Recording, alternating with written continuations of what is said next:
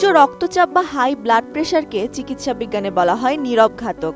অনেক ক্ষেত্রে কোনো বড় ধরনের উপসর্গ ছাড়াই এটি শরীরের অভ্যন্তরীণ অঙ্গ প্রত্যঙ্গের মারাত্মক ক্ষতি করে ফেলে। তবে পবিত্র রমজানে সঠিক নিয়ম ও খাদ্যাভ্যাস অনুসরণ করলে উচ্চ রক্তচাপের রোগীরাও নিরাপদে রোজা রাখতে পারেন। হামাদ মেডিকেল কর্পোরেশনের সাম্প্রতিক এক গবেষণায় রমজানে রক্তচাপ নিয়ন্ত্রণে রাখার বিশেষ কিছু দিক নির্দেশনা দেওয়া হয়েছে। রমজান শুরু হওয়ার আগেই উচ্চ রক্তচাপের রোগীদের উচিত চিকিৎসকের শরণাপন্ন হওয়া। রোজার সময় ওষুধের সময়সূচি ও মাত্রায় পরিবর্তন আনার প্রয়োজন হতে পারে। ইফতার থেকে সেহরির মধ্যবর্তী সময়ে ওষুধ সেবনের সঠিক সময় নির্ধারণ করে দেবেন চিকিৎসকরা। চিকিৎসকের পরামর্শ ছাড়া নিজে থেকে ওষুধ বন্ধ করা বা সময় পরিবর্তন করা অত্যন্ত ঝুঁকিপূর্ণ হতে পারে। রক্তচাপ নিয়ন্ত্রণে সবচেয়ে বড় ভূমিকা রাখে খাদ্যাভ্যাস। ইফতারে অতিরিক্ত চিনিযুক্ত শরবতের পরিবর্তে প্রচুর পানি ও প্রাকৃতিক ফলের রস পান করা উচিত, যা পানিশূন্যতা রোধ করবে। খাবারের তালিকায় পটাশিয়াম সমৃদ্ধ ফল যেমন কলা, খেজুর এবং পর্যাপ্ত শাকসবজি রাখা জরুরি।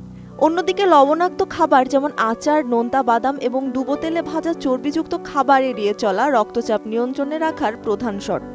প্রক্রিয়াজাত মাংস বা পনিরের বদলে সপ্তাহে অন্তত 2 দিন সামুদ্রিক মাছ খাওয়ার পরামর্শ দিচ্ছেন বিশেষজ্ঞরা। ক্যালসিয়ামের চাহিদা পূরণে কম চর্বিযুক্ত দুধ বা দই রাখা যেতে পারে সেহরির মেনুতে।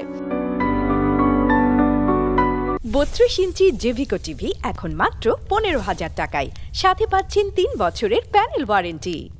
ধূমপান সরাসরি রক্তচাপ বাড়িয়ে দেয়। রমজান মাসে ধূমপানের অভ্যাস ত্যাগের একটি সুবর্ণ সুযোগ। এছাড়া ওজন নিয়ন্ত্রণে রাখলে রক্তচাপ অনেকখানি স্বাভাবিক হয়ে আসে। ইফতারের পর হালকা ব্যায়াম বা নিয়মিত তারাবির নামাজ আদায় করাও হৃদরোগের ঝুঁকি কমাতে এবং রক্তচাপ স্বাভাবিক রাখতে সহায়ক। রোজা থাকা অবস্থায় যদি প্রচণ্ড মাথা ব্যথা, মাথা ঘোরা বা বুক ধড়ফড় করার মতো লক্ষণ দেখা দেয়, তবে বিলম্ব না করে দ্রুত চিকিৎসকের পরামর্শ নিতে হবে। এছাড়া নিয়মিত বাড়িতে রক্তচাপ মেপে রেকর্ড রাখা অত্যন্ত জরুরি। পরিশেষে রোজা কেবল একটি ধর্মীয় বিধান নয়, বরং সঠিক নিয়ম ও শৃঙ্খলা মেনে চললে এটি উচ্চ রক্তচাপ নিয়ন্ত্রণের একটি চমৎকার সুযোগ হতে পারে। ত্রিবেণী তনু, এটিএন নিউজ।